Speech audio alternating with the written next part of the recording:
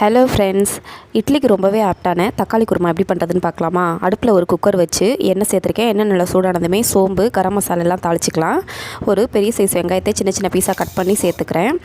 நல்லா வதங்கினதுமே இஞ்சி பூண்டு பேஸ்ட்டு சேர்த்து நல்லா வதக்கி எடுத்துக்கலாம். வெங்காயம் நல்லா வதங்கி வந்ததுமே ஒரு 5 பழுத்த தக்காளி சின்ன சின்ன பீஸாக கட் பண்ணி நான் அதில் சேர்த்துருக்கேன். தக்காளி கொஞ்சம் நிறையா சேர்த்துக்கோங்க, அப்போ தான் நல்லாயிருக்கும். ஒரு பச்சை மிளகாய் சேர்த்துக்கலாம்.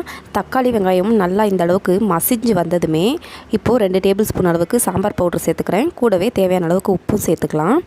இப்போது நான் ஒரு 1/2 கப் அளவுக்கு பாசிப்பருப்பு ஊற வச்சு எடுத்துருக்கேன். அதையும் இது கூடயே சேர்த்துக்கலாம். கண்டிப்பாக பாசிப்பருப்பு சேர்த்துக்கோங்க, டேஸ்ட் ரொம்பவே நல்லாயிருக்கும்.